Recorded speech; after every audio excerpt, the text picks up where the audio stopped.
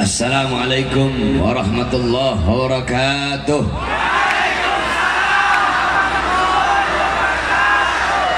Bismillah wassalatu wassalam ala rasulillah Muhammad ibn Abdullah wa ala alihi wa sahbihi wa man walah.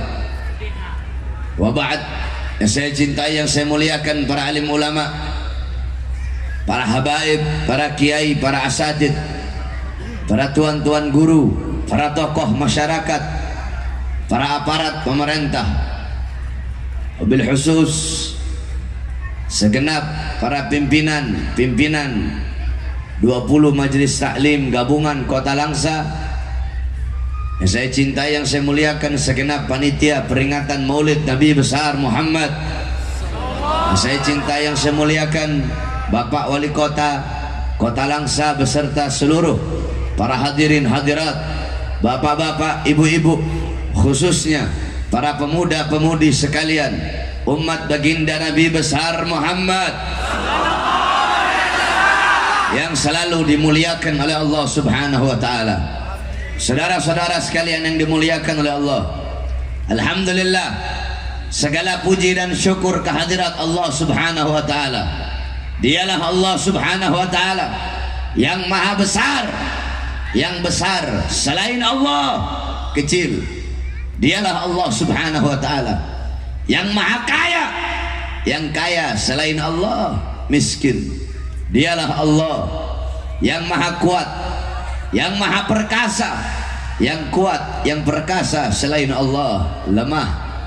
Dialah Allah yang maha melihat, yang melihat selain Allah buta terhadap warna-warna yang tersembunyi, buta terhadap warna-warna yang jauh.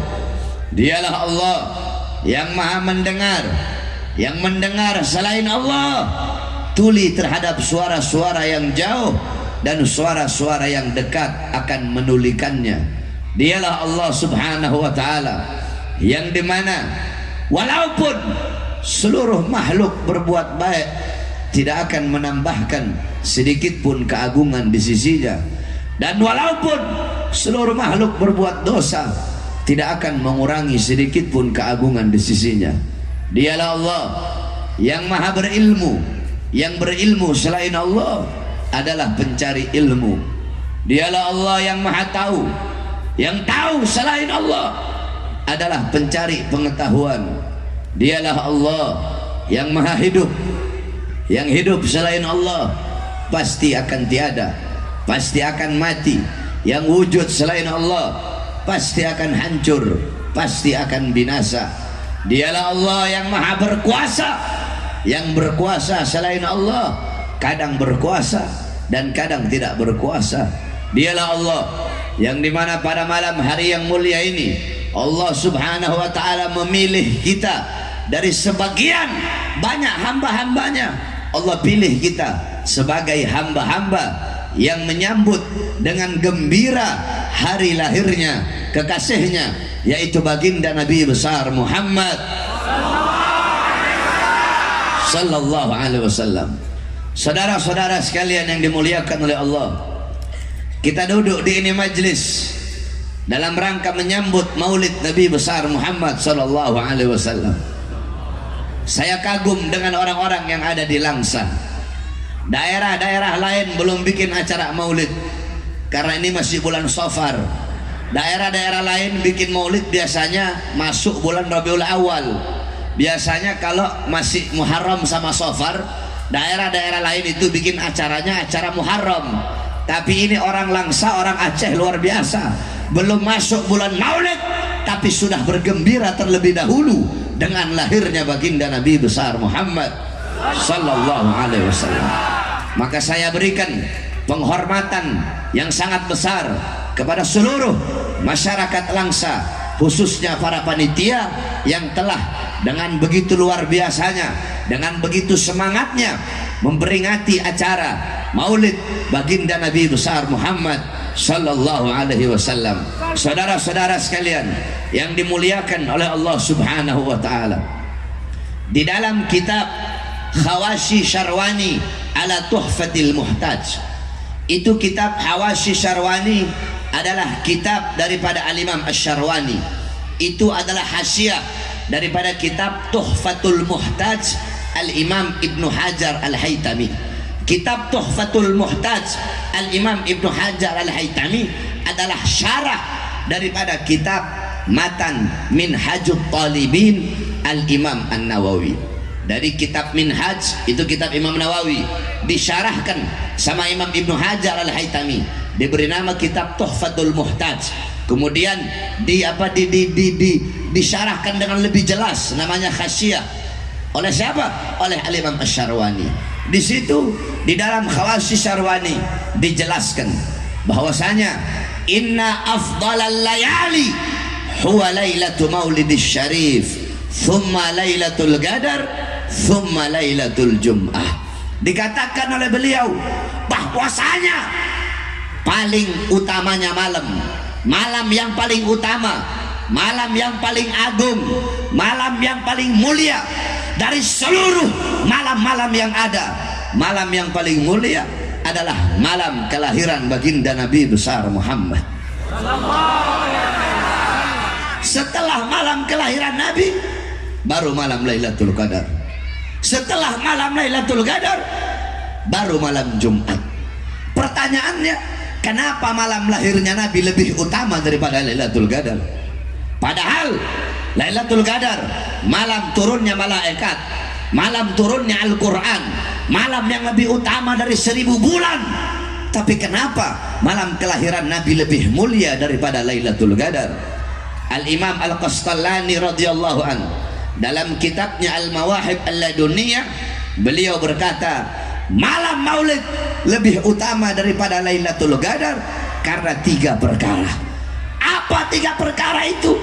Yang pertama, malam Lailatul Qadar adalah malam turunnya malaikat, sedangkan malam maulid adalah malam lahirnya, malam turunnya Nabi Muhammad sallallahu alaihi wasallam.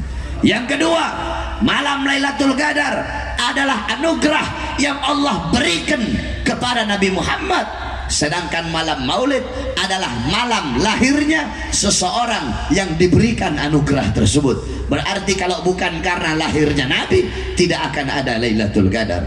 Yang ketiga, Lailatul Qadar adalah karunia dan rahmat Allah bagi umat Nabi Muhammad saja, bukan untuk umat-umat yang lain. Sedangkan lahirnya Nabi itu adalah rahmat Allah, karunia Allah, bukan hanya untuk umat Nabi saja, tetapi untuk seluruh alam semesta. Makanya malam maulid lebih utama daripada Lailatul Qadar. Sebagaimana Abuya Al-Imam Sayyid Al-Habib Muhammad bin Alwi Al-Maliki Al-Hasani rahimahullah, beliau pernah menukil perkataan daripada Al-Imam As-Sayyid Muhammad Amin Qutbi. As-Sayyid Muhammad Amin Qutbi, beliau berkata, ya Lailatul Itsnin madha safahat, wahai malam Senin, apa yang telah menyapamu? Wahai malam Senin, apa yang telah menyapamu? Kau begitu mulia, kau begitu agung, kau begitu wangi, kau begitu sempurna. Wahai malam Senin, apa yang telah menyapamu sehingga kau menjadi mulia, menjadi agung, menjadi sempurna? Wahai malam Senin, engkau menjadi mulia, engkau menjadi sempurna, sehingga berawal dari mula hari-hari yang mulia dalam Islam. Kenapa? Karena pada mula lahir makhluk yang mulia, yaitu baginda Nabi besar Muhammad sallallahu alaihi wasallam. Saudara-saudara, kalau bukan karena maulidnya Nabi, maka tidak akan ada hari-hari yang mulia dalam Islam. Sehingga bagi kami, hari lahirnya Nabi adalah hari yang paling mulia di muka buminya Allah. Kenapa? Karena hari lahirnya Nabi itulah yang membuka hari-hari yang mulia dalam Islam. Kalau bukan karena maulidnya Nabi, tidak akan ada Lailatul Qadar, tidak akan ada Fathul Makkah, tidak akan ada Ramadan, tidak akan ada Idul Fitri, tidak akan ada Idul Adha, tidak akan ada Al-Quran, tidak akan ada Islam, tidak akan ada iman, tidak akan ada apa-apa kalau bukan diawali daripada hari lahirnya baginda Nabi besar Muhammad sallallahu alaihi wasallam. Makanya dalam Al-Quran Allah subhanahu wa ta'ala berfirman, Qul bifadlillah wa birahmati fabidzalika falyafrahu. Katakanlah dengan karunia Allah, dengan anugerah Allah, dan dengan rahmat Allah, maka dengan karunia, dengan anugerah, dengan rahmat tersebut falyafrahu, hendaklah mereka bergembira. Pertanyaannya, apa karunia Allah? Apa anugerah Allah? Apa rahmat Allah? Saudara-saudara, dalam kitab tafsir Ma'alimut Tanzil Al-Imam Baghawi, dalam kitab tafsir Jami'ul Bayan Al-Imam Ibnu Jarir At-Tabari, dalam kitab tafsir Jami' Al-Ahkam Al-Imam Qurtubi, kemudian dalam kitab tafsir Anwarut Tanzil Al-Imam Baydawi, kemudian dalam kitab tafsir Madarikut Tanzil Al-Imam An-Nasafi, kemudian dalam tafsir Jalalain Al-Imam Jalaluddin Al-Mahalli dan Al-Imam Jalaluddin As-Suyuti, dijelaskan karunia Allah dalam ayat tersebut adalah ilmu. Menurut sebagian ulama yang lain, karunia Allah dalam ayat tersebut adalah Al-Quran. Terus siapa rahmat Allah dalam ayat tersebut? Rahmat Allah dalam ayat tersebut adalah baginda Nabi besar Muhammad sallallahu alaihi wasallam, sebagaimana dalam ayat yang lain Allah berkata, wa ma arsalnaka illa rahmatan lil alamin. Tidak aku utus engkau wahai Muhammad kecuali engkau adalah rahmat bagi seluruh alam semesta. Maka dengan adanya Al-Quran, dengan adanya ilmu sebagai karunia Allah, dan dengan adanya Nabi Muhammad, dengan lahirnya Nabi Muhammad sebagai rahmat Allah, maka hendaklah kita bergembira. Saudara-saudara, Al-Imam Ibn Abbas, beliau pernah bermimpi berjumpa dengan Abu Lahab. Di dalam mimpinya Abu Lahab disiksa di dalam neraka. Akan tetapi setiap hari Senin dari selah-selah jari Abu Lahab itu keluar air sehingga dia bisa minum dari air tersebut.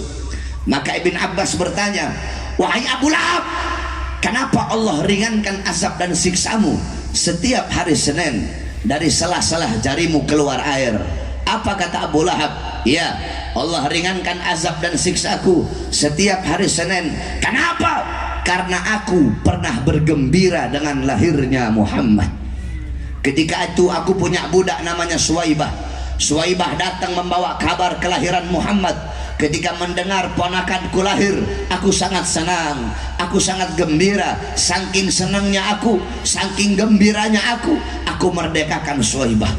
Karena aku memerdekakan Suwaibah, karena dia membawa kabar kelahiran Muhammad, karena kegembiraan, kesenanganku sesaat atas lahirnya Muhammad, karena inilah Allah ringankan azab dan siksaku setiap hari Senin. Saudara-saudara, itu Abu Lahab yang mati dalam keadaan kafir, tetapi Allah ringankan azab dan siksa setiap hari Senin karena bergembira dengan lahirnya Rasulullah. Maka bagaimana dengan kita, umat Nabi, kalau kita bergembira seumur hidupnya kita dengan lahirnya baginda Nabi besar Muhammad sallallahu alaihi wasallam? Saudara-saudara, di hari lahirnya Nabi, seluruh alam semesta bergembira di lahirnya pada hari lahirnya Nabi Muhammad. Para malaikat bergembira di hari lahirnya Nabi.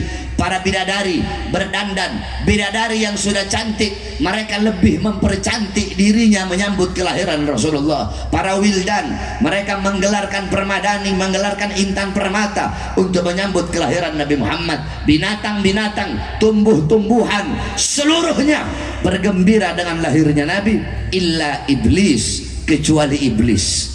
Iblis di hari lahirnya Nabi, dia berteriak sekencang-kencangnya. Tidak pernah iblis berteriak begitu kencang selain di hari lahirnya Nabi Muhammad. Kenapa iblis berteriak? Kenapa iblis menangis? Karena dia tahu musuh terbesarnya telah lahir, yaitu baginda Nabi besar Muhammad sallallahu alaihi wasallam. Oleh karenanya, saudara-saudara sekalian yang dimuliakan oleh Allah, kita duduk pada malam hari yang mulia ini bergembira dengan lahirnya Nabi. Tadi dibacakan maulid Nabi Muhammad. Inti daripada maulid yaitu diceritakan sejarah Nabi Muhammad. Inti daripada maulid yaitu mengagungkan dan memuliakan hari kelahiran Nabi Muhammad. Ketahuilah saudara-saudara, sebelum kalian duduk di sini untuk bergembira dengan lahirnya Nabi, untuk mengagungkan, untuk memuliakan kelahiran Nabi, telah ada satu zat yang lebih dahulu memuliakan dan mengagungkan kelahiran Nabi Muhammad. Siapa itu? Allah Subhanahu wa ta'ala. Cuma caranya Allah dan cara kita berbeda. Kalau cara kita memuliakan lahirnya Nabi dengan bikin acara maulid, dengan duduk di sini, dengar rawi, dengar maulid, dengar ceramah, dengar nasihat, itu cara kita bergembira dengan lahirnya Nabi. Allah punya cara sendiri untuk memuliakan dan mengagungkan kelahiran Nabi Muhammad. Bagaimana cara Allah memuliakan dan mengagungkan hari lahirnya Nabi? Yang pertama, saudara-saudara, di hari lahirnya Nabi, bahwasanya ketika itu Raja Habasyah datang ke Makkah, yakni lihadmil Ka'bah, untuk menghancurkan Ka'bah. Fa'ahlakallahul jaysh, kemudian Allah hancurkan pasukan gajah yang ingin menyerang Makkah. Ketika itu Raja Abraha, dia datang bawa pasukan gajah yang banyak untuk menghancurkan Ka'bah. Kemudian Allah mengutus burung ababil yang berasal dari neraka. Satu ekor burung membawa 3 buah batu. Satu batu ditaruh di mulutnya, satu batu di kaki kanannya, satu batu di kaki kirinya. Itu burung lemparkan itu batu, jatuh di tentara pasukan gajah, tembus sampai ke kaki, saudara-saudara.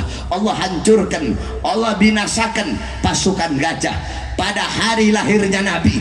Kenapa? Ikraman, untuk memuliakan dan mengagungkan kelahiran Nabi besar Muhammad sallallahu alaihi wasallam. Di hari lahirnya Nabi, kerajaan Romawi Allah hancurkan. Kenapa Allah hancurkan di hari lahirnya Nabi? Padahal bisa saja Allah hancurkan sebelum Nabi lahir atau sesudah Nabi lahir. Tapi kenapa di hari lahirnya Nabi? Takriman, ta'ziman li maulidir Rasul sallallahu alaihi wasallam, untuk memuliakan dan mengagungkan hari lahirnya baginda Nabi besar Muhammad sallallahu alaihi wasallam. Di hari lahirnya Nabi, api majusi yang selama ribuan tahun tidak pernah padam, Allah padamkan di hari lahirnya Nabi. Kenapa kok di hari lahirnya Nabi? Padahal bisa saja, tidak mustahil bagi Allah kalau Allah mau padamkan sebelum Nabi lahir atau sesudah Nabi lahir. Tapi kenapa Allah padamkan di hari lahirnya Nabi?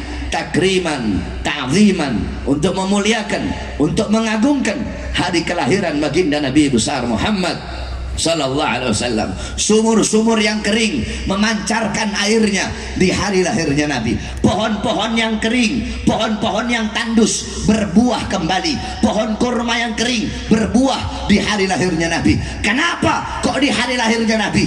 Kenapa tidak di hari-hari yang lain? Untuk memuliakan dan mengagungkan kelahiran baginda Nabi besar Muhammad sallallahu alaihi wasallam. Di hari lahirnya Nabi, Allah Subhanahu wa ta'ala memerintahkan para malaikat untuk menjaga pintu langit. Kenapa? Karena sebelum di hari lahirnya Nabi itu syaitan, jin, iblis, dia pergi ke langit untuk mencuri berita-berita gaib, kemudian dia berikan kepada para dukun-dukun. Di hari lahirnya Nabi, pintu langit Allah suruh malaikat jaga dengan membawa panah yang terbuat dari api, sehingga kalau ada setan, iblis, jin mau curi berita langit, dipanah sehingga mereka terbakar. Kenapa kok di hari lahirnya Nabi? Kenapa bukan di hari-hari yang lain? Untuk memuliakan dan mengagungkan kelahiran baginda Nabi besar Muhammad sallallahu alaihi wasallam. Nah, saudara-saudara, Allah saja memuliakan kelahirannya Nabi. Allah saja bergembira dengan lahirnya Nabi. Kita siapa kok tidak mau memuliakan, tidak mau mengagungkan kelahiran baginda Nabi besar Muhammad sallallahu alaihi wasallam? Bahkan banyak orang-orang bertanya, ngapain sih itu bikin-bikin acara maulid? Ngapain bikin-bikin acara maulid? Kalau ada orang yang bertanya, ngapain bikin acara maulid? Seakan-akan itu orang bertanya, ngapain kamu bergembira dengan lahirnya Nabi Muhammad sallallahu alaihi wasallam?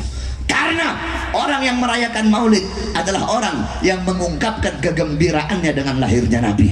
Jadi kalau ada orang yang bertanya, ngapain bikin maulid, ngapain merayakan maulid, sama seperti dia bertanya, ngapain bergembira dengan lahirnya Nabi Muhammad sallallahu alaihi wasallam. Tidak pantas perkataan seperti itu keluar dari lisan seseorang yang mengaku sebagai umat baginda Nabi besar Muhammad sallallahu alaihi wasallam. Di dalam acara maulid diceritakan sejarah Nabi Muhammad. Tadi baca maulid yang dibaca itu, maulid itu adalah kisahnya Nabi, diceritakan, dibacakan agar kita tahu bagaimana sejarahnya Nabi Muhammad. Nah, sebelum kita duduk di sini untuk mendengar cerita Nabi Muhammad, ketahuilah Allah sudah lebih dahulu menceritakan tentang Nabi Muhammad kepada nur para nabi dan nur para rasul. Apa dalilnya? An Jabir ibn Abdullah Al-Ansari radhiyallahu anhu qaal, qultu ya Rasulullah bi abi wa ummi akhbirni an awwali syai'in khalaqahu Allah qabla al-asya. Qala ya Jabir, khalaqallahu qabla al-asya nura nabiyyika Muhammadin sallallahu alaihi wasallam min nurih.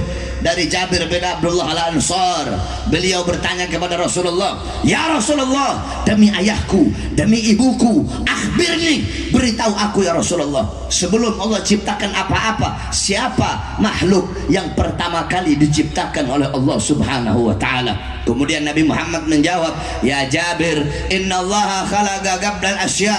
Wahai Jabir, sesungguhnya Allah telah menciptakan satu makhluk sebelum Allah ciptakan apa-apa. Belum ada sorga, belum ada neraka, belum ada langit, belum ada bumi, belum ada manusia, belum ada jin, belum ada syaitan, belum ada malaikat, belum ada khilman, belum ada wildan, belum ada lauhil mahfud, belum ada apa-apa. Yang ada hanya Allah subhanahu wa ta'ala. Siapa makhluk yang pertama kali diciptakan oleh Allah? Nura nabiyyika Muhammadin, cahaya kekasihmu, cahaya nabimu, yaitu cahaya baginda Nabi besar Muhammad. Khalaqa min nurih, yang Allah ciptakan dari cahaya Allah subhanahu wa ta'ala. Makhluk yang pertama kali diciptakan oleh Allah adalah cahaya Nabi Muhammad. Setelah Allah ciptakan cahaya Nabi, baru Allah ciptakan cahaya para nabi dan rasul yang lain. Allah ciptakan cahaya Nabi Adam, cahaya Nabi Nuh, Nabi Syed, cahaya Nabi Adam, Nabi Syed, Nabi Allah Nuh, Nabi Idris, Nabi seluruh para nabi. Setelah Allah ciptakan cahaya para nabi, Allah jejerkan cahaya para nabi dan cahaya para rasul. Setelah Allah jejerkan, Allah suruh mereka berbaris. Kemudian Allah perintahkan cahaya Nabi Muhammad untuk lewat di atas cahaya para nabi dan cahaya para rasul.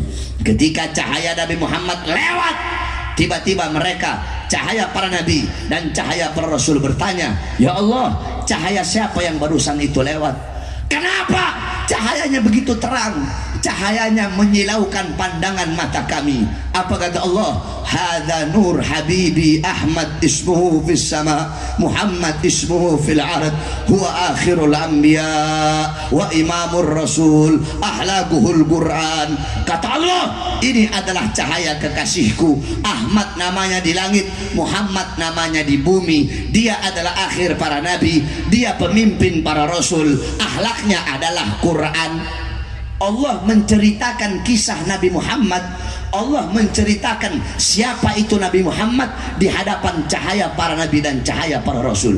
Jadi sebelum kita duduk di sini untuk mendengarkan kisah Nabi Muhammad, cahaya para nabi dan cahaya para rasul telah lebih dahulu mendengar siapa itu Nabi Muhammad, dan tidak ada yang lebih baik bercerita dan berkata selain daripada Allah subhanahu wa ta'ala. Allah ceritakan kepada mereka siapa itu baginda Nabi besar Muhammad. Makanya jangan heran kenapa para nabi, para rasul, mereka itu sudah tahu, mereka telah mengenal siapa Nabi Muhammad. Walaupun sebelum Nabi Muhammad diutus, mereka sudah mengenal siapa itu Nabi Muhammad SAW. Makanya kata Nabi apa? Ana awwaluhum fil khalaq wa akhirahum fil ba'ts.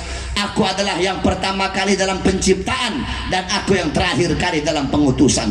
Para nabi, para rasul, mereka semua telah mengenal siapa Nabi Muhammad SAW. Contoh, Nabi Adam alaihissalam. Nabi Adam Allah turunkan di India. Siti Hawa Allah turunkan di Jeddah, iblis Allah turunkan di Basrah, Nabi Adam Allah turunkan di India di bawah kaki gunung Himalaya. Selama ratusan tahun Nabi Adam bertaubat kepada Allah, belum Allah terima taubatnya. Ketika Nabi Adam berada di kota Mekah, baru Allah terima taubatnya. Kenapa Allah terima taubat beliau? Karena beliau membawa nama baginda Nabi besar Muhammad sallallahu alaihi wasallam. Apa kata Nabi Adam? Ya Rabb, bihaqqi Muhammad, ya Allah, demi hak Muhammad, demi kebenaran Muhammad, demi keagungan Muhammad, demi kemuliaan Muhammad, ampuni dosaku ya Allah. Qala Allah ya Adam, kaifa arafta Muhammad? Wahai Adam, dari mana engkau mengenal Muhammad? Dari mana engkau mengetahui Muhammad? Qala Adam ya Rabb, innaka lamma khalaqtani rafa'tu ra'si wa ra'aitu ala qawaimil 'arsy maktub la ilaha illallah Muhammadur Rasulullah. Ya Allah, ketika engkau ciptakan aku, ketika kau ciptakan aku mengangkat kepalaku ke langit. Apa aku mengangkat kepalaku? Aku melihat di tiang-tiang arsy, di dinding-dinding arsy, di tiang-tiang sorga tertulis kalimat la ilaha illallah Muhammad Rasulullah. Dari sinilah aku tahu tidak mungkin engkau meletakkan nama makhluk di samping namamu, kecuali pasti makhluk itu makhluk yang sangat berarti di sisimu, kecuali makhluk itu makhluk yang paling engkau cintai. Makanya aku bawa nama Muhammad dalam pertaubatanku kepadamu dengan harapan agar engkau menerima taubatku. Apa kata Allah? Shadaqta ya Adam, betul, benar apa yang kamu katakan itu wahai Adam. Kalau kamu bermohon kepadaku dengan membawa nama Muhammad, ketahuilah telah aku ampuni dosamu dan aku terima taubatmu wahai Adam. Nabi Adam mengenal Nabi Muhammad SAW. Nabi Musa beliau naik ke atas Tur Sina, naik ke atas bukit Sina, bermohon kepada Allah, ya Allah, aku ingin melihat cahayamu, ya Allah, aku ingin melihat zatmu. Apa kata Allah? Wahai Musa, kau tidak akan sanggup, kau tidak akan kuat wahai Musa. Ketahuilah antara diriku dengan hamba-hambaku ditutupi dengan 70.000 hijab, 70.000 penghalang yang menutupi antara diriku dengan hamba-hambaku. Al-Imam Ghazali menjelaskan, setiap penghalang Allah ciptakan dari cahaya, dari air, dan dari kegelapan. Di dalam penghalang Allah ada suara air.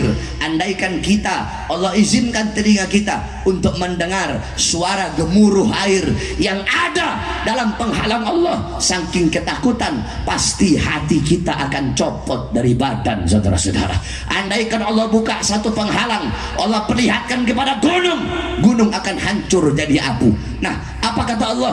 70.000 penghalang ini tidak akan aku buka untuk siapapun kecuali untuk Muhammad dan untuk umat Muhammad. Apa kata Nabi Musa?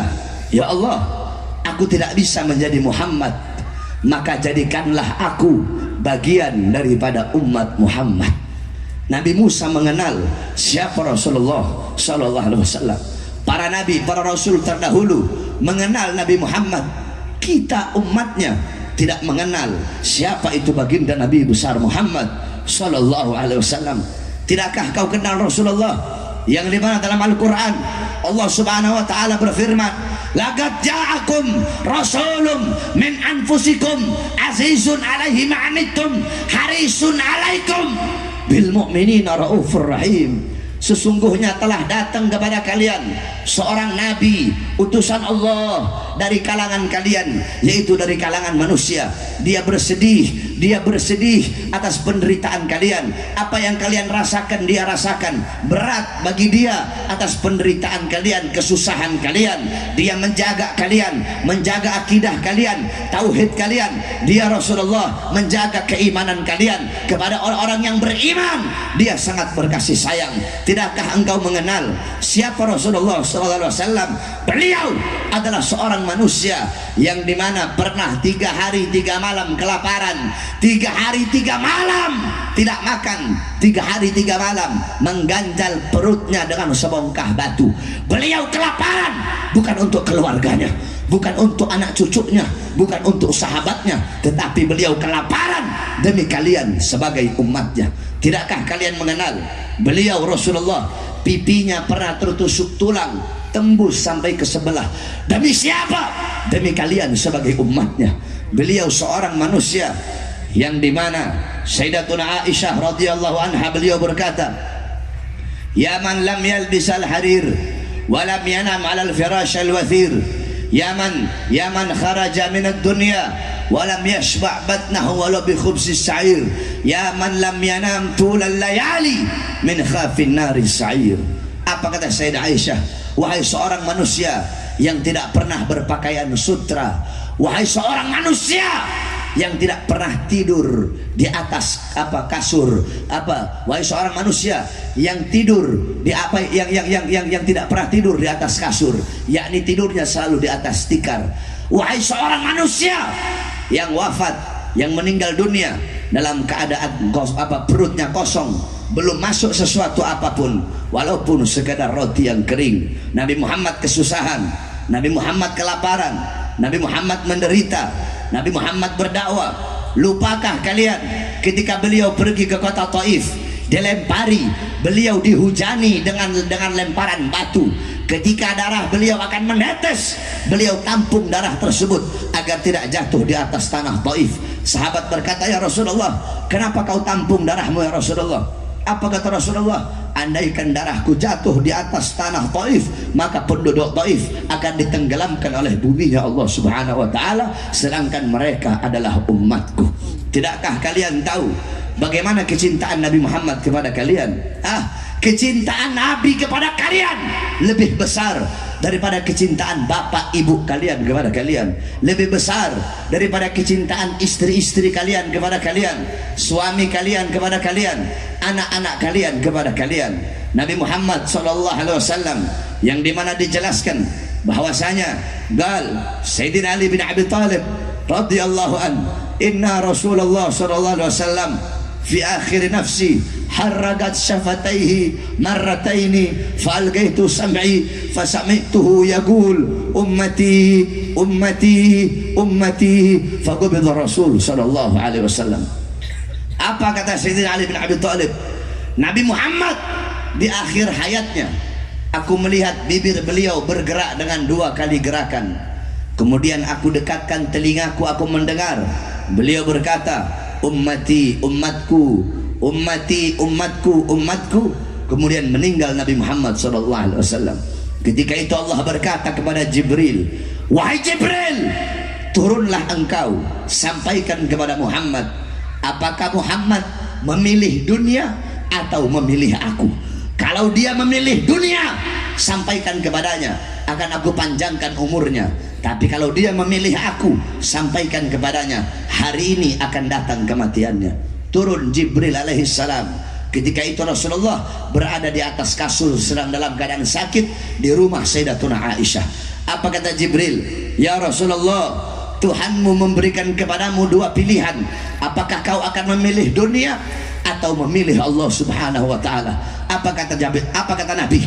Apa jawabnya Nabi? Tentu aku lebih memilih Allah Subhanahu wa taala. Sampaikan kepada Tuhanku, aku lebih memilih Allah daripada dunia, karena dunia bukanlah tempatku. Tempatku ketika ruhku berpindah kepada Allah, maka itu adalah tempatku yang sebenarnya. Maka Jibril membawa pesan Nabi Muhammad. Allah berkata kepada Israel, wahai Israel, turunlah engkau dengan perintahku, pasanglah sebaik-baiknya wajah, pasanglah sebaik-baiknya senyuman. Engkau turun, engkau akan mencabut nyawa makhluk yang paling mulia. Engkau izin dulu kepadanya, mau tidak dia dicabut nyawanya? Kalau dia mau, kau cabut. Kalau dia tidak mau, maka jangan kau cabut, kembalilah engkau kepadaku. Turun malaikat Israel dengan perintah Allah. Di Israel tidak langsung masuk rumah Rasulullah, dia ketuk pintu Nabi Muhammad. Assalamualaikum ya Rasulullah. Pintu rumah dibuka oleh Sayyidatuna Fatimah. Fatimah berkata, siapa engkau? Tidakkah kau melihat ayahku sedang terbaring sakit? Israel menjawab, aku yang memisahkan anak dengan orang tua, aku yang memisahkan orang tua dengan anak, aku yang memisahkan suami dengan istri, aku yang memisahkan istri dengan suami, aku yang menjadikan anak-anak menjadi yatim, aku yang menjadikan istri-istri yang menjadi janda, aku yang meramaikan kuburan, aku pemisah antara dunia dan akhirat, dan aku diutus oleh Tuhanku kemari untuk mencabut nyawa sebaik-baiknya makhluk, yaitu Muhammad Rasulullah sallallahu alaihi wasallam. Ketika Sayyidah Fatimah mendengar kalau di depannya adalah Israel, dia langsung kembali ke pangkuan ayahnya. Dia menangis. Dia berkata, wahai ayah, Israel berada di depan, ingin mencabut nyawamu wahai ayah. Apa kata Rasulullah? Jangan kau bersedih wahai Fatimah, karena engkau adalah manusia yang pertama kali akan menyusulku setelah kematianku. Datanglah Israel. Ketika Israel datang ditemani oleh Jibril, ketika akan dicabut oleh Israel, Nabi Muhammad berkata, ya Khalili Jibril, wahai kekasihku Jibril, aku belum puas meninggalkan umatku kalau Allah belum memberikan jaminan kepada umatku. Pergi Jibril menghadap Allah. Ya Allah, kekasihmu belum puas, kekasihmu minta jaminan untuk umatnya. Apa kata Allah? Fa'auhallahu ta'ala ala Jibril, basyirhu ya Jibril, innal jannah muharramatun alal umam qabla an tadkhuluha ummatuh. Wahai Jibril, sampaikan kepada Muhammad, jaminan dariku, sorga aku haramkan untuk dimasuki oleh siapapun sebelum sorga dimasuki oleh umat Muhammad. Ini jaminan dariku. Nabi Muhammad pada saat detik terakhir nafasnya tidak memikirkan nasibnya. Yang beliau fikirkan nasib kalian sebagai umatnya. Akhirnya dicabutlah nyawa makhluk yang mulia tersebut. Dicabut nyawa Rasulullah. Ketika nyawa tersebut sampai di betis, Nabi berkata, apakah seperti ini rasa sakit sakratul maut? Kemudian Allah subhanahu wa ta'ala memerintahkan kepada seluruh malaikat yang ada di langit untuk turun ke bumi, untuk menyampaikan kepada Rasulullah bahwasanya telah diangkat kesusahannya ketika sakratul maut, dan disampaikan kepada Muhammad bahwasanya sakratul maut itu lebih sakit daripada ditancapkan ribuan pedang. Kemudian Nabi Muhammad berkata, apakah rasa sakit seperti ini juga yang nanti akan dialami oleh umatku ketika sakratul maut? Apa jawab Israel? Iya ya Rasulullah, rasa sakit seperti ini, bahkan lebih sakit dari ini ya Rasulullah. Nabi Muhammad mengusap pipinya, ada air sebuah cawan di samping, beliau letakkan tangannya di cawan yang berisi air itu, kemudian beliau usapkan itu air di muka beliau. Kemudian beliau mengangkat tangan. Doa terakhirnya Nabi Muhammad SAW, doa yang menutupi kepergian Rasulullah SAW. Apa doa beliau? Allahumma khaffif ala ummati fi sakratil maut, Allahumma khaffif ala ummati fi sakratil maut wa thaqqil alayya. Ya Allah, ya Rabb, ringankanlah, permudahkanlah sakratul maut umatku dan beratkanlah untukku. Ya Allah, ya Rabb, aku menanggung sakratul maut umatku. Berikan rasa sakit mereka, berikan beban penderitaan sakratul maut umatku. Ya Allah, umatku tidak akan kuat, umatku tidak akan sanggup. Biar aku nabi mereka, aku pemimpin mereka, aku penanggung jawab mereka. Biar aku menanggung seluruh rasa sakit sakratul maut umatku. Ya Allah, jangan kau berikan rasa sakit sakratul maut kepada umatku. Ya Allah, apa yang telah kau berikan untuk Rasulullah? Apa yang telah kau korbankan untuk Nabi Muhammad? Nabi Muhammad berjuang mati-matian, pagi, siang, sore, malam berdakwah, berdarah. Demi siapa? Demi kalian. Agar apa? Agar iman sampai, agar Islam sampai, agar takwa sampai, agar syariat Islam sampai, agar masjid sampai, agar ulama sampai, agar Al-Quran sampai, agar ilmu, amal, adab, warok sampai, ikhlas sampai, takwa sampai, amar ma'ruf sampai, jihad sampai, nahi mungkar sampai kepada kalian. Itu semua berkat perjuangan Rasulullah. Tetapi setelah itu semua sampai, malah kalian sia-siakan, malah kalian campakkan. Kalian lebih berat kepada urusan dunia daripada urusan-urusan yang menggembirakan hati baginda Nabi besar Muhammad sallallahu alaihi wasallam. Oleh karenanya, Saudara-saudaraku sekalian yang dimuliakan oleh Allah Subhanahu wa taala, dengan adanya acara Maulid yang mulia ini, maka jadilah kita umat Nabi yang bisa menggembirakan Nabi Muhammad. Dengan apa? Dengan mengikuti syariatnya, dengan taat kepada aturan-aturannya, dengan mengikuti sunnah-sunnah daripada baginda Nabi besar Muhammad. Jangan engkau jauh dari ulama, jangan engkau jauh dari orang-orang saleh. Kenapa? Karena para ulama itu adalah pewaris daripada keilmuan baginda Nabi besar Muhammad sallallahu alaihi wasallam. Nabi Muhammad tidak mewariskan harta, pangkat, jabatan, tahta, kekuasaan. Bukan itu warisannya Nabi. Warisannya Nabi adalah ilmu yang dibawa oleh para ulama. Oleh karenanya, jangan engkau jauh dari ulama, jangan engkau jauh dari orang-orang saleh. Tinggalkan perbuatan dosa, tinggalkan perbuatan maksiat. Tuba liman kana targud dunya qabla an taraktah wa bana gabrahu qabla an yadkhulah wa arda rabbahu qabla an yalqah. Sungguh beruntung, sungguh berbahagia bagi orang-orang yang meninggalkan dunia sebelum dunia yang meninggalkannya. Apa maksudnya meninggalkan dunia? Tinggalkan perbuatan dosa, tinggalkan perbuatan maksiat, tinggalkan perbuatan-perbuatan yang dilarang oleh Allah Subhanahu wa taala. Kita orang-orang sekarang sibuk dengan urusan dunia, sibuk dengan urusan harta. Pagi, siang, sore, malam cari uang. Pagi, siang, sore, malam cari harta. Pagi, siang, sore, malam melayani dunia. Pagi, siang, sore, malam jadi budak-budak dunia. Kamu bersungguh-sungguh mencari sesuatu yang telah dijamin oleh Allah, tetapi sorga yang belum dijamin kamu tidak sungguh-sungguh untuk mencarinya. Kebalik, urusan akhirat yang belum dijamin harusnya kita bersungguh-sungguh. Urusan dunia, rizki yang telah ditanggung oleh Allah harusnya biasa-biasa saja. Oleh karenanya, tinggalkan dunia. Sebelum apa? Sebelum dunia yang meninggalkan kita. Maksudnya apa? Sebelum mati, saudara-saudara. Wabana gabrahu gablan yadkhulah. Sungguh beruntung bagi orang-orang yang membangun kubur sebelum mereka memasukinya. Apa maksudnya bangun kubur? Maksudnya membangun kubur bukan berarti menggali kubur, tetapi siapkan bekal-bekal untuk kau bawa ke dalam kubur. Karena dunia tempat memanen, kubur dunia tempat menanam, kubur tempat memanen. Kalau di dunia engkau menanam sesuatu yang baik, dalam kubur engkau pun akan memanen sesuatu yang baik. Dalam kubur engkau sendiri, engkau sunyi, engkau sepi, tidak ada teman, tidak ada kekasih, tidak ada orang tua menemani anak dalam kubur, tidak ada anak menemani orang tua dalam kubur, tidak ada suami menemani istri dalam kubur, tidak ada istri menemani suami dalam kubur. Dalam kubur engkau sendiri, engkau sunyi, engkau sepi. Temanmu adalah amal-amal yang engkau tanam ketika engkau hidup di dunia.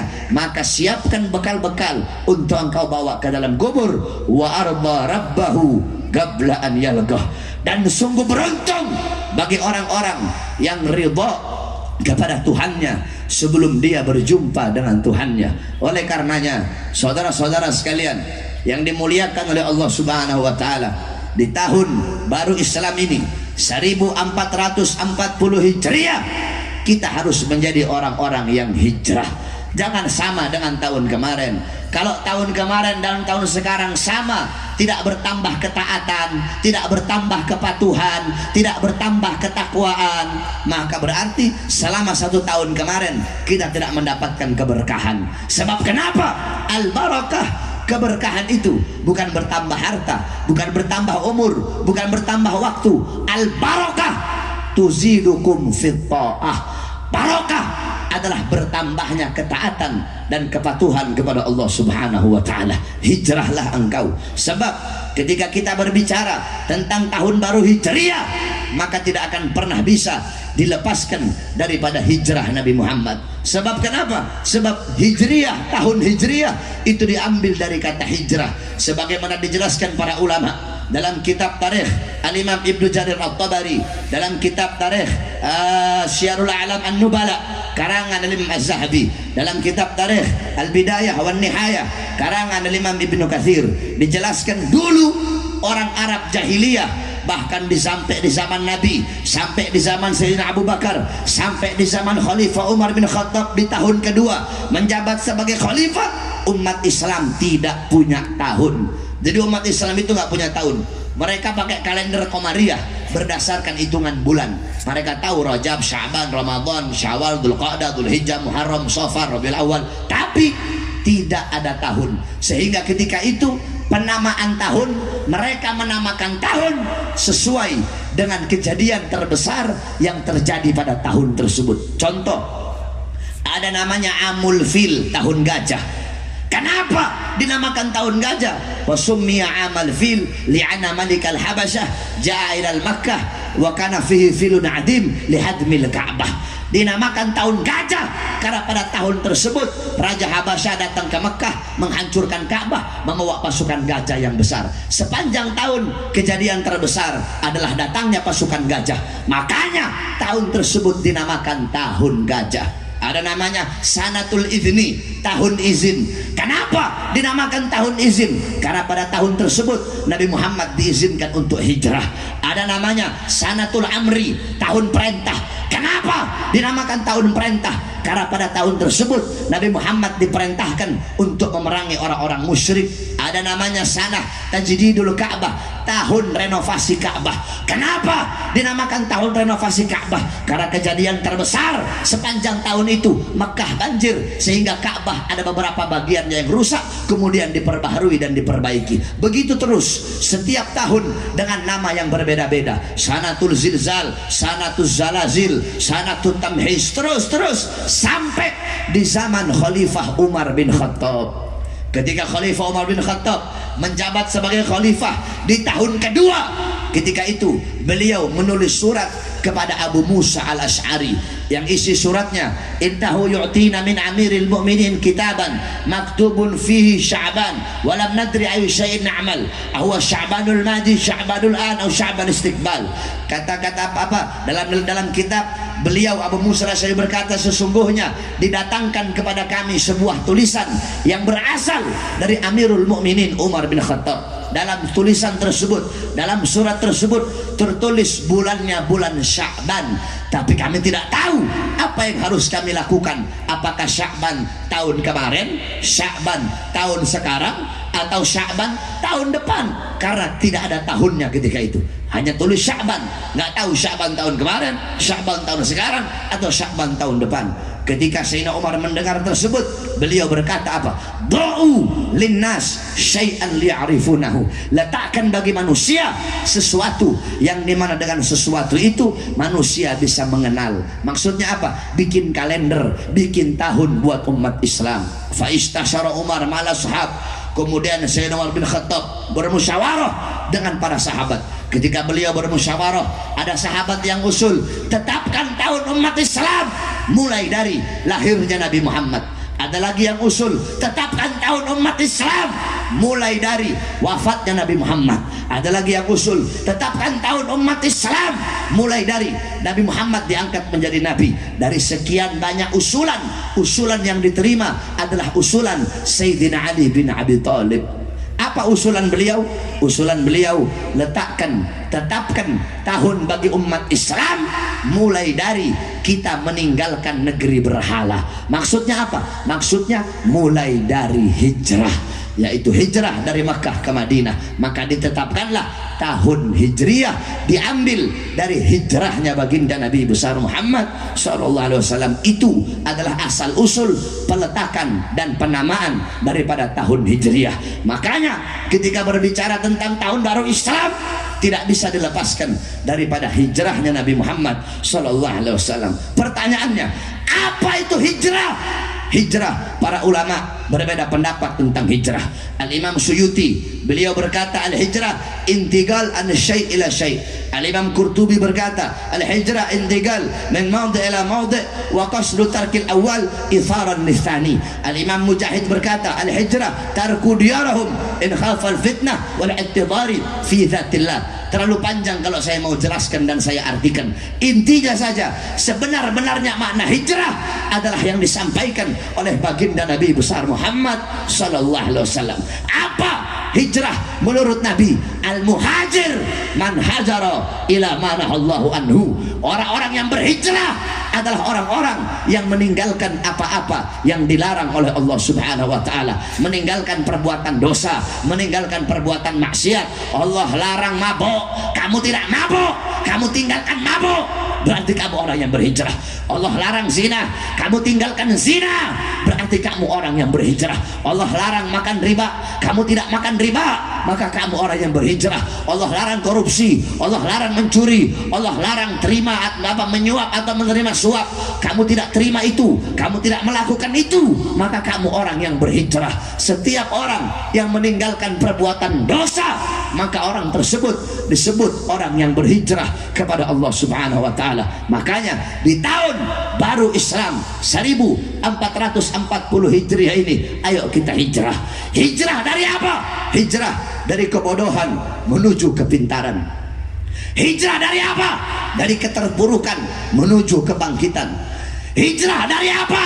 Dari malas ibadah menuju giat dan rajin beribadah kepada Allah. Hijrah dari apa? Hijrah dari perbuatan maksiat menuju perbuatan taat. Hijrah dari apa? Hijrah dari perbuatan dosa menuju pintu pengampunan dan taubat. Hijrah dari apa? Hijrah dari presiden lama menuju 2019 ganti presiden.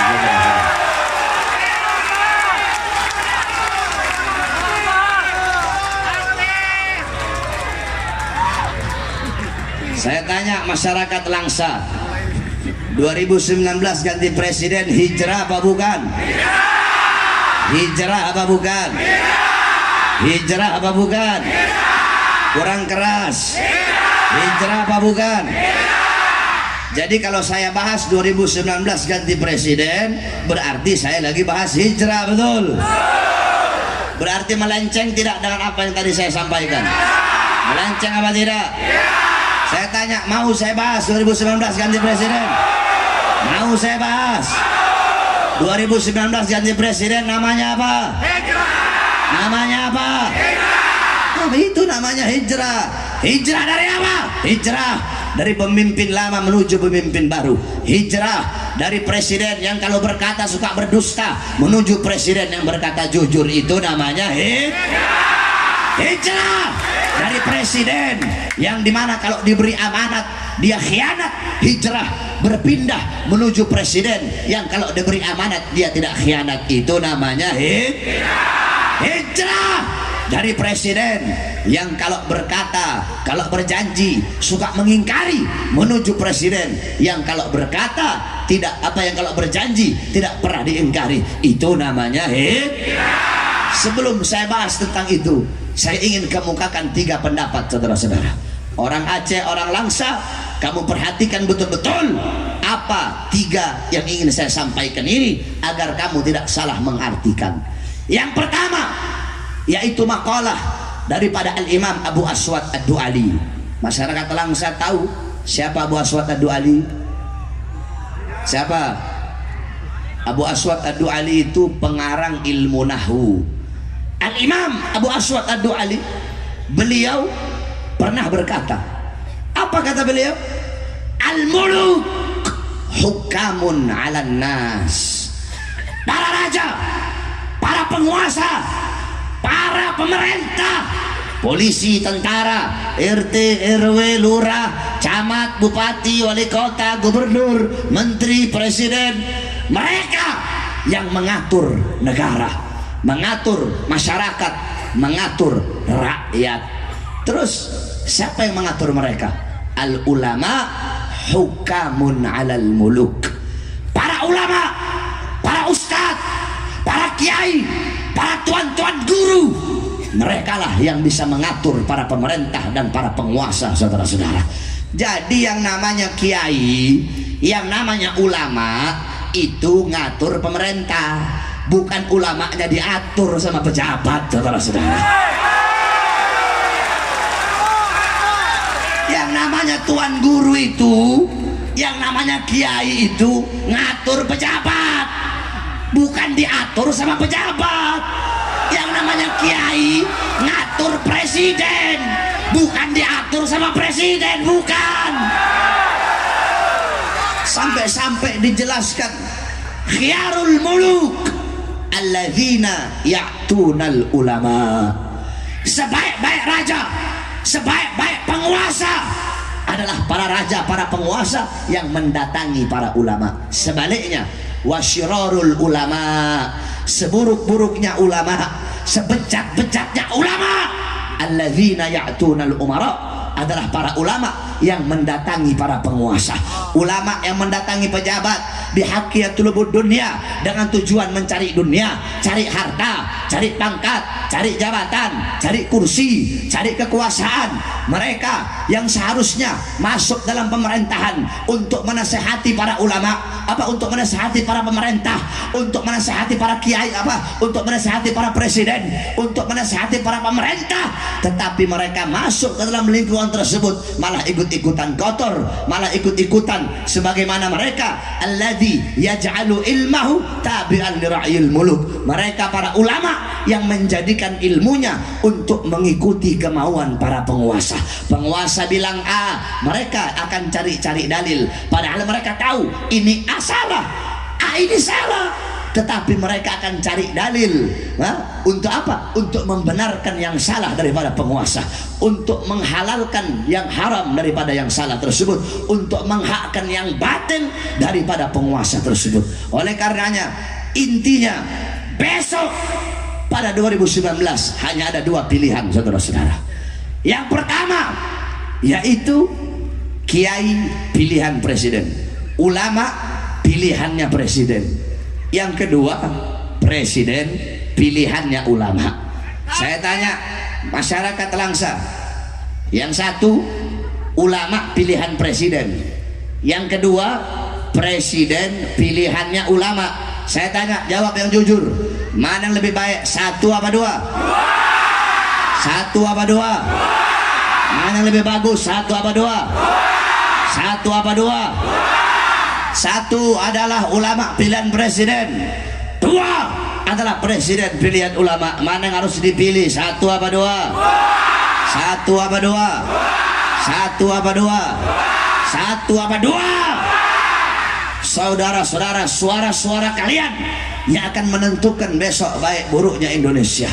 Suara-suara kalian yang akan menentukan apakah besok Indonesia akan mendapatkan pemimpin yang adil atau pemimpin yang zalim. Dan kalau kalian salah dalam memilih pemimpin, maka suara kalian akan dimintai pertanggungjawaban oleh Allah Subhanahu wa taala. Oleh karenanya, saudara-saudara sekalian, jikalau kalian semua ingin Indonesia menjadi negara yang baik, negara yang jaya, negara yang makmur, negara yang sejahtera, sejahtera rakyatnya, sejahtera bangsanya, sejahtera ekonominya, jikalau kalian ingin Indonesia menjadi negara yang tidak menyerahkan sejengkal tanahnya pun kepada negara-negara asing, menjadi negara yang dimana tidak membiarkan perusahaan-perusahaan asing merampok, mencuri kekayaan alamnya. Kalau kalian ingin negara Indonesia menjadi negara yang tidak tunduk kepada Amerika, tidak tunduk kepada Cina, menjadi negara yang merdeka dari sambilan naga, menjadi negara yang disegani oleh negara-negara asing. Jikalau kalian ingin Indonesia menjadi negara yang menjunjung tinggi nilai-nilai Islam, menjunjung tinggi ayat suci di atas ayat konstitusi, jikalau kalian ingin Indonesia ke depan menjadi negara yang melindungi seluruh agama, Islamnya, Kristennya, Hindunya, Budanya, menjadi negara yang melindungi seluruh suku, bangsa dan rakyatnya, menjadi negara yang memperlakukan seluruh agama, suku, budaya yang ada di Indonesia dengan seadil-adilnya, hukumnya tajam di atas dan tajam di bawah. Jikalau engkau ingin Indonesia menjadi negara yang dimana baldatun thayyibatun wa rabbun ghafur, kalau ini yang kalian inginkan, maka tidak ada jalan lain, tidak ada cara lain. Kalian para kepala-kepala keluarga harus kalian jadikan rumah-rumah tangga kalian, kalian para tokoh-tokoh masyarakat jadikan desa kalian, kampung kalian, kota kalian, kalian para ulama, para tuan guru jadikan pondok pesantren kalian, majelis taklim kalian, masjid kalian, musola kalian, lahan dakwah kalian, panggung-panggung ceramah kalian, jadikan itu semua sebagai posko-posko yang memenangkan calon yang diusung ulama, yaitu Prabowo dan Sandiaga Uno, saudara-saudara. Saya tanya masyarakat Langsa 2019, masyarakat Langsa 2019 ganti presiden atau tidak? Ganti presiden atau tidak? Ganti presiden atau tidak? Ganti presiden atau tidak? Masyarakat Langsa kurang keras. Ganti atau tidak? Ganti atau tidak? Loh Beb, kenapa ya? Presiden pendusta, presiden pembohong, presiden pemberi janji palsu, presiden pengkhianat, presiden kacung-kacung asing, presiden kacung partai, presiden yang hidup senang, hidup kenyang di saat rakyat susah, di saat rakyat kelaparan, di saat rakyat menderita, di saat rakyat pengangguran. Presiden seperti itu harus diganti dengan presiden yang lebih baik, saudara-saudara. Allahu Akbar, Allahu Akbar, Allahu Akbar. Saudara-saudara, sebelum jadi presiden keluar masuk gorong-gorong, sebelum jadi presiden naik turun becak, sebelum jadi presiden keluar masuk pasar, sebelum jadi presiden berkata, oh saya kalau ada yang demo silahkan, nanti saya suruh masuk ke istana, saya ajak makan bareng.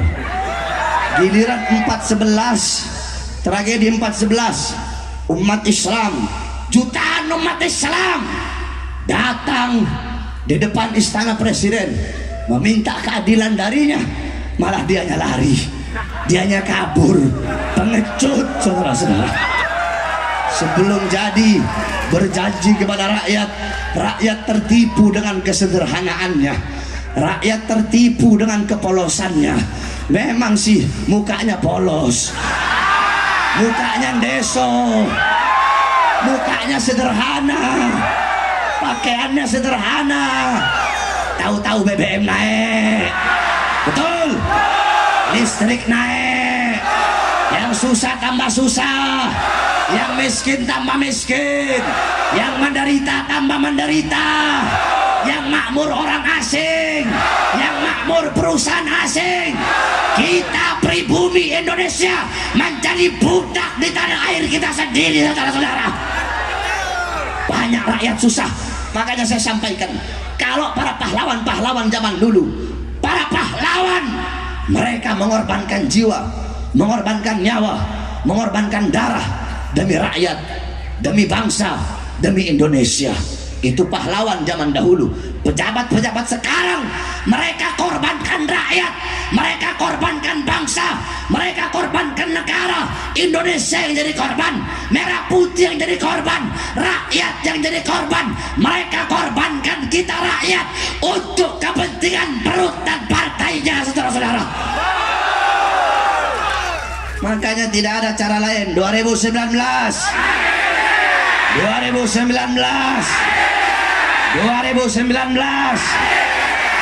tanya masyarakat Aceh, khususnya masyarakat Langsa, 2019 mau pilih Jokowi apa tidak? Tidak.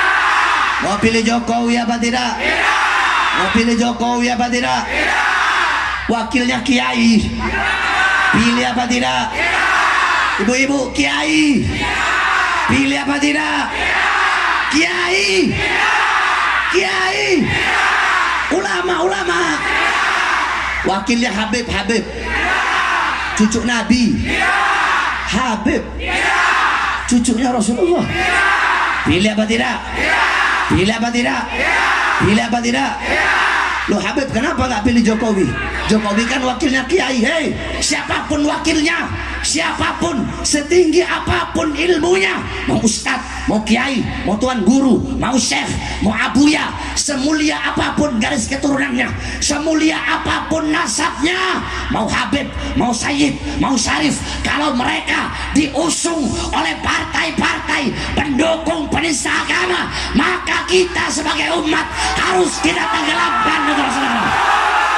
Allahu Akbar, Allahu Akbar, dalil. Dalilnya gampang. Kalau ada yang tanya, loh kenapa nggak pilih Jokowi? Kan wakilnya ulama. Bilang di dalam kitab Tasbitul Fuad. Kitab apa? Kurang keras. Kitab apa?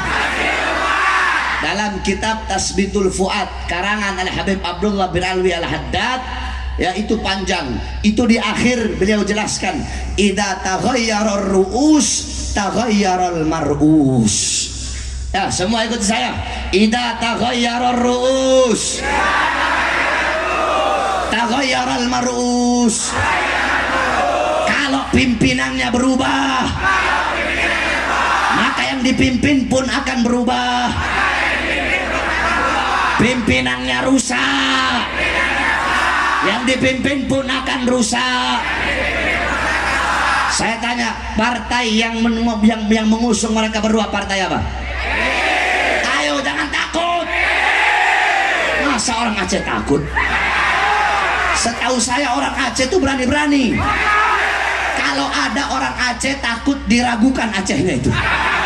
Bukan orang Aceh itu kalau penakut itu. Jawab yang keras, saya tanya, partai apa? Partai apa? Partai apa? Partai apa? Partai yang selama ini menyudutkan Islam, partai apa? Partai yang mengkriminalisasi Habib Rizik, partai apa? Partai yang di dalamnya menjadi sarang PKI, partai apa? Partai apa? Ketuanya siapa? Ketuanya siapa? Jangan takut, ketuanya siapa? Ketuanya siapa? Ketuanya bagus apa rusak? Bagus apa rusak?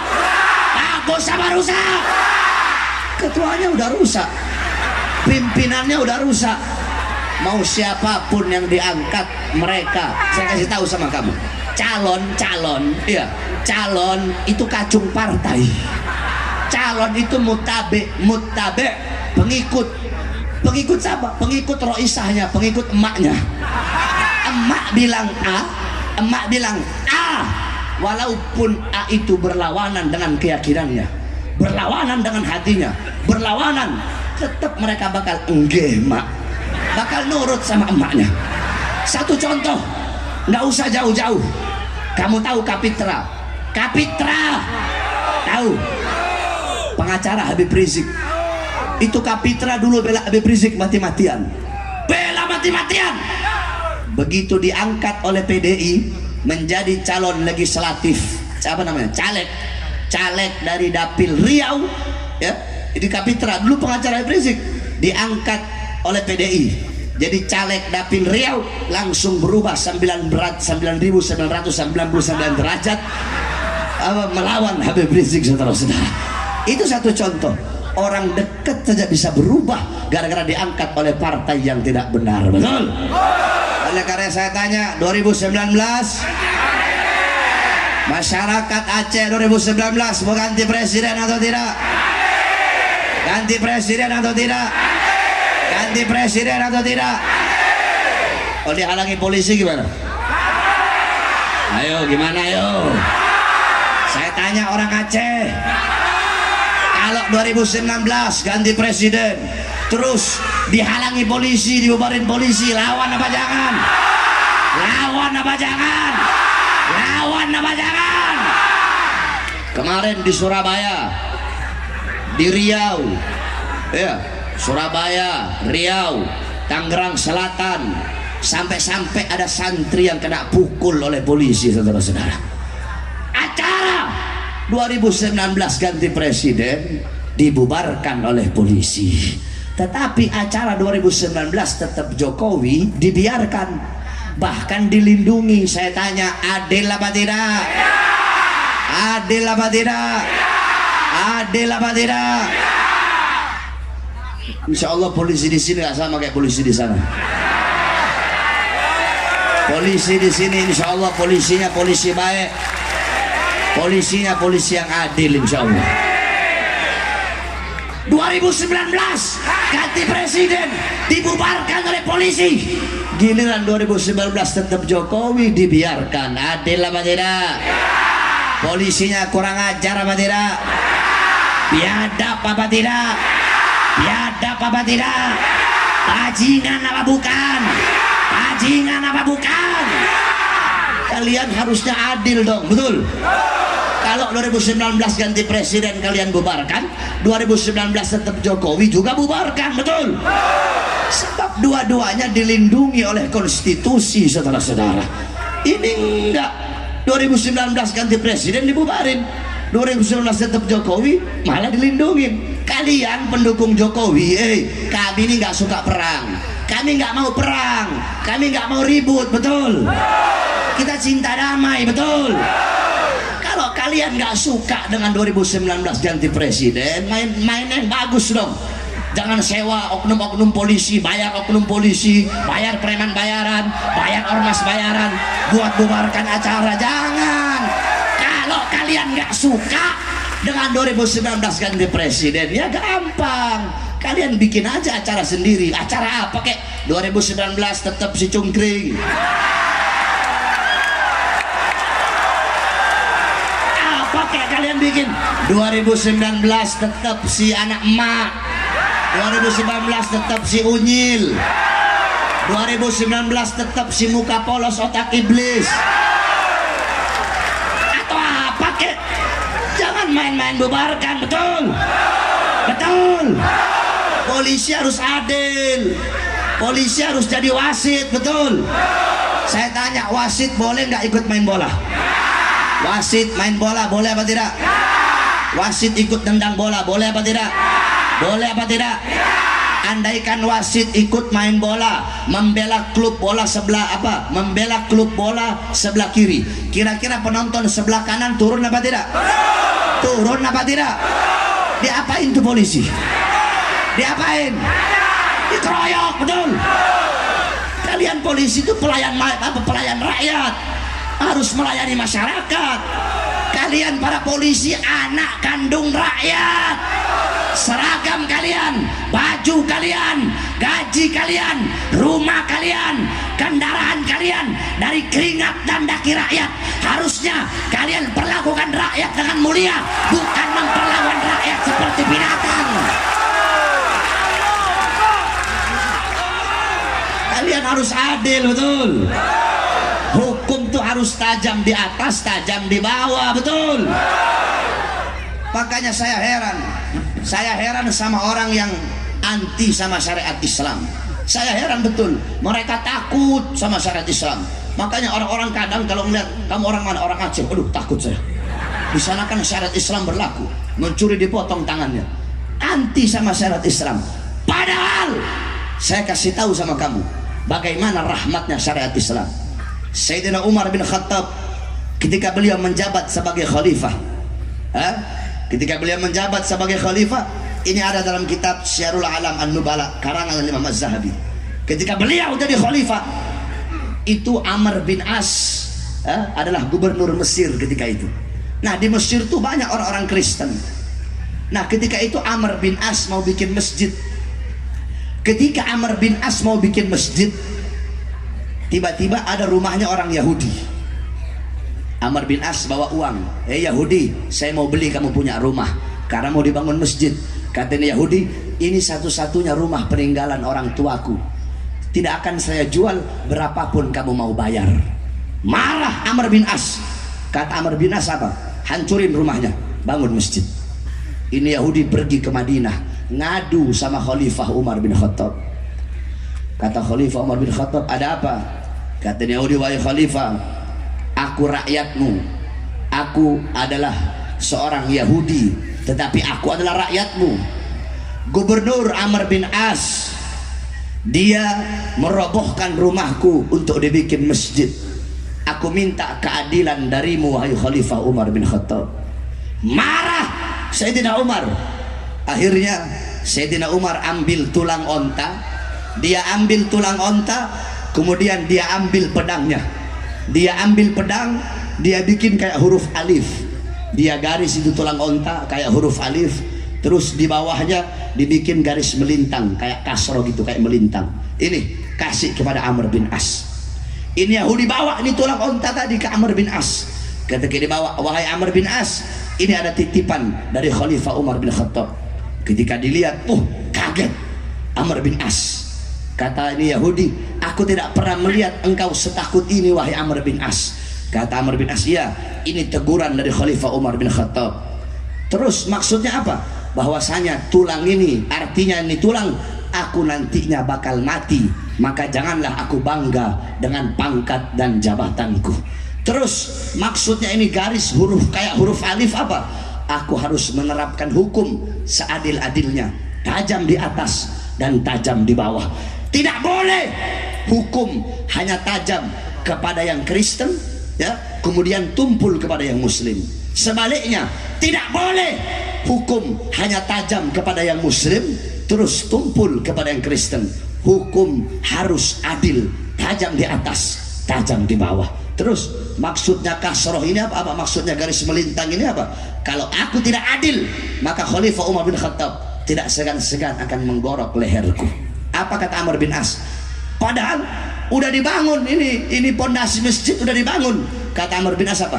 Bongkar ini pondasi masjid dan bangun lagi rumah ini Yahudi. Lihat begitu rahmat dan adilnya Islam, begitu rahmat dan adilnya syariat Islam. Akhirnya kata Yahudi apa?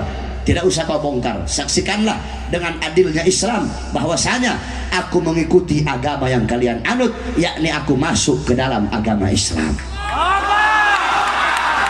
Itu syariat Islam, betul. Jadi salah orang yang ketakutan dengan syariat Islam. Makanya kalian polisi harus adil, tajam di atas, tajam di bawah. Jangan ikut-ikutan turun ke lapangan, betul. Kami umat Islam tidak akan tinggal diam. Kami sampaikan, kalian para kepolisian, kalian para preman bayaran, kalian para ormas-ormas bayaran, demi Allah, kalau kalian sudah turun ke lapangan untuk ikut bermain, melawan dan menghadang, kami tidak akan tinggal diam. Kami umat Islam, khususnya masyarakat Aceh, akan turun ke lapangan, angkat senjata sampai titik darah penghabisan. Allahu Akbar, Allahu Akbar, Allahu Akbar. Saya tanya masyarakat Aceh, cari musuh apa tidak? Tidak. Suka cari musuh apa tidak? Tidak. Suka cari musuh apa tidak? Tidak. Umat Islam nggak suka cari musuh, betul? Tapi kalau musuh datang duluan, musuh melawan duluan, musuh menghajar duluan, musuh menghadang duluan, umat Islam Aceh maju atau mundur? Maju atau mundur? Maju atau mundur? Maju atau mundur? Sampaikan kepada mereka, kami tidak pernah cari musuh, kami cinta damai, kami agama rahmat. Tapi kalau musuh datang duluan, menghadang duluan, melawan duluan, demi Allah kami akan maju, takkan berhenti sampai mati, takkan mundur walaupun harus hancur. Allahu Akbar, Allahu Akbar. Masyarakat Aceh siap hancur demi Islam, siap binasa demi Islam. Masyarakat Aceh siap bela Allah, siap bela Rasulullah. Allahu Akbar, Allahu Akbar, Allahu Akbar. Yang terakhir,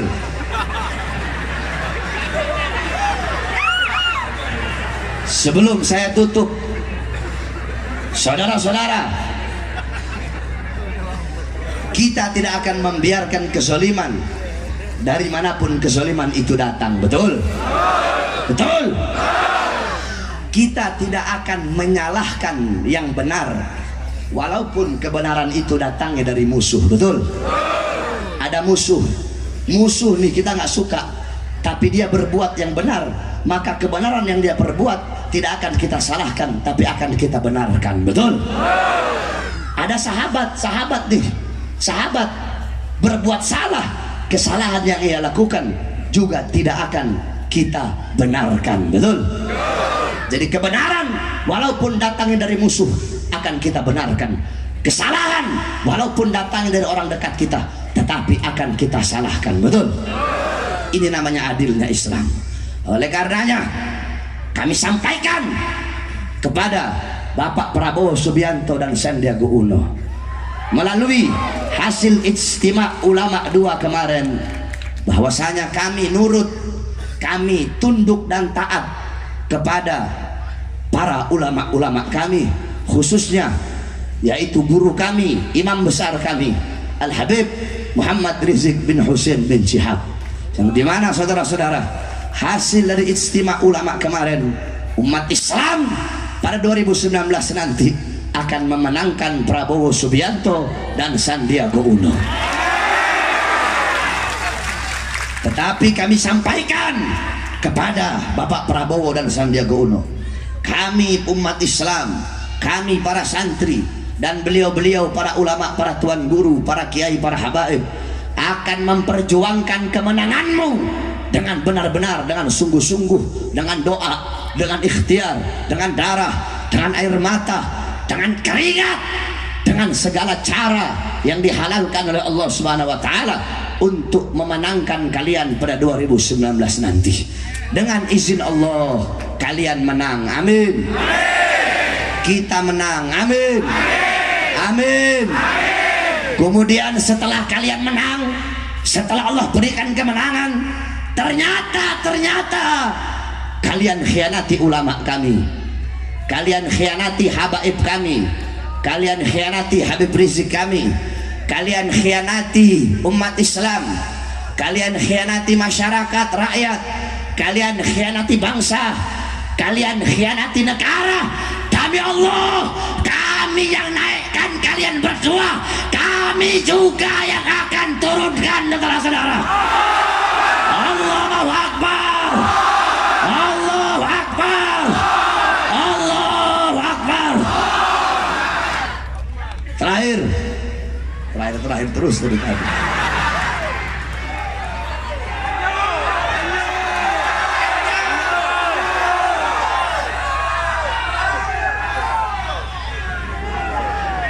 Masyarakat Langsa yang saya muliakan, saya ini sebenarnya tidak bisa hadir.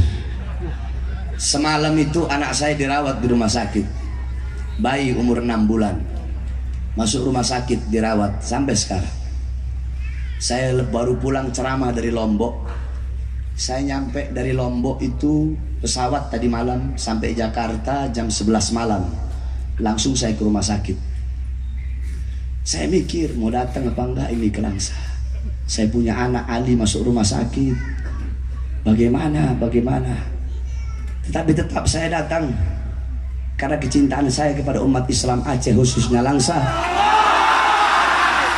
lebih besar daripada kecintaan saya kepada keluarga, anak dan istri saya.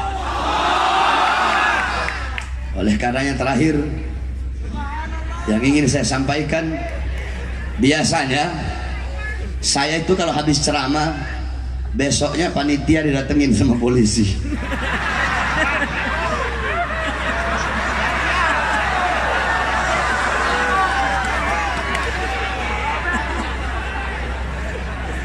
Biasanya begitu Pak Wali.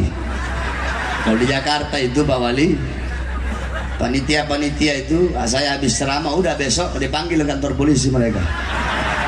Makanya saya mau bilang duluan, sebab kadang malah ada, perhatikan, malah ada panitia, kamu yang ceramah siapa? Habib Bahar. Aduh, kenapa kamu undang itu Habib radikal itu Habib teroris itu. Nih, kalau kamu mau undang, tanda tangan dulu, ada syarat-syarat. Habib Bahar nggak boleh bahas presiden, nggak boleh hina Jokowi, nggak boleh hina Mak Banteng,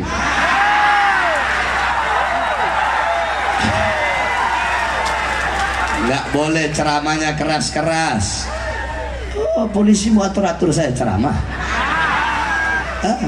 Kalau polisi mau atur-atur saya ceramah, jangan suruh saya ceramah, suruh polisinya naik ceramah di atas sini, sudah.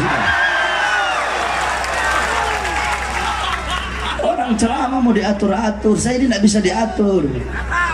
Dulu pernah ada satu jenderal polisi, saya tidak sebut namanya. Ini jenderal datang ke satu Habib, saya juga nggak sebut namanya ini Habib. Ini jenderal bilang, Habib, tolong Habib nasihatin Habib Bahar itu. tolong jangan suruh keras-keras Habib. Apa katanya Habib? Kamu tahu jenderal, yang bisa nasihatin dia belum ada di muka bumi, belum Allah ciptain. Maksudnya apa? Saya sudah capek kasih nasihat sama dia, nggak ada yang dia dengar. Apalagi ini polisi-polisi mau nasihatin saya, mau suruh lembek-lembek. Kalau mau ngatur-ngatur saya ceramah, suruh mereka naik di atas panggung ceramah, jangan saya. Oleh karena saya sampaikan kepada bapak-bapak polisi langsa yang terhormat, tapi saya yakin polisi sini nggak sama kayak polisi di sana. Polisi di sini pro kepada Islam, pro kepada ulama. Tapi andaikan kan ada juga yang begitu. Nggak semua polisi itu juga baik.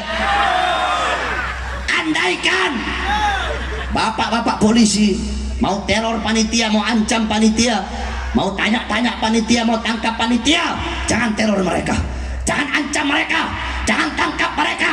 Kalau mau ancam, mau teror, mau tangkap, mau penjarakan, ancam, teror, tangkap dan penjarakan, saya Pak bin Smith, saya tanggung jawab dunia akhirat, saudara-saudara. Makanya saya wasiatkan, saya sampaikan kepada kamu semua, wahai para pemuda-pemudi Aceh, wahai para Aceh, wahai pemuda-pemudi Aceh, di dalam darah kalian mengalir darah-darah pejuang muslim Aceh. Wahai para pemuda-pemudi Aceh, saya sampaikan kepada kalian, jikalau satu saat nanti saya ditangkap, saya dipenjara, saya diracun, saya diculik, saya dipotong-potong, saya dihilangkan, atau saya dibunuh, berjanjilah, bersumpahlah kalian, wahai pemuda-pemudi yang dalam darah kalian mengalir darah para pejuang Aceh, jikalau satu saat nanti saya ditangkap, saya dipenjara, saya diasingkan, saya dicincang, saya diracun, saya dibunuh karena menyampaikan kebenaran, maka berjanjilah demi Allah, jangan pernah kalian padamkan api-api perjuangan yang selama ini telah kami nyalakan. Allahu Akbar, Allahu Akbar, Allahu Akbar. Umat Islam Aceh siap sampaikan kebenaran, siap melawan kebatilan, siap menghancurkan kezaliman, siap binasa demi Islam, siap hancur demi Islam, siap hancur demi Indonesia, siap mati demi merah putih, siap berdarah, siap tidak tunduk kepada kebatilan, siap hancur demi Islam, siap binasa demi Indonesia. Allahu Akbar, Allahu Akbar, Allahu Akbar. Hidup Islam, hidup Islam, Indonesia merdeka, merdeka, merdeka.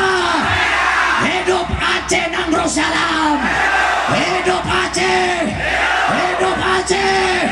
Allahu Akbar, Allahu Akbar, Allahu Akbar. Mudah-mudahan Allah berikan kepada umat Islam, Allah berikan Indonesia pemimpin yang adil, pemimpin yang baik, yang taat, yang patuh kepada Allah. Allah menangkan presiden pilihan ulama, Allah menangkan Prabowo Sandi pada 2019. Amin ya rabbal alamin. Allahumma inna nas'aluka khairal as'alah wa khairal du'a wa khairal najah wa khairal amal wa khairal hayat wa khairal mamat wa thabbitna wa thakil mawadhana wa haqiq imana wa anta maulana fansur 'alal qaumil kafirin, fansur 'alal qaumil zalimin wa 'alal qaumil munafiqin wal fasikin wal fajirin. Ya Rabbana syarifna wa karribna bi ru'yati sayyidina al-Mustafa wa sallallahu ala sayyidina Muhammad wa ala alihi wa sahbihi wa barik wa sallam. Alhamdulillah rabbil alamin.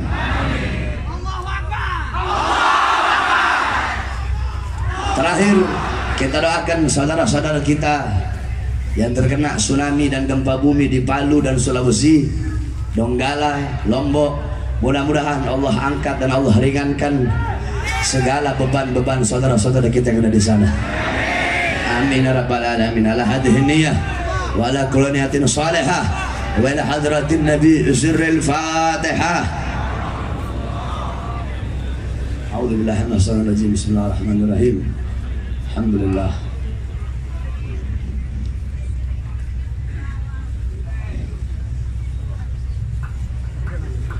Saya mau nanya sama orang-orang sini, Lamno itu jauh dari sini Lamno.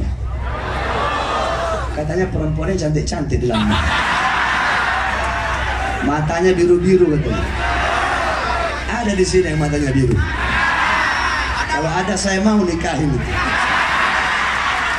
Ini saya dapat saya sampaikan, kurang lebihnya mohon maaf. Walafu minkum. Wassalamualaikum warahmatullahi wabarakatuh.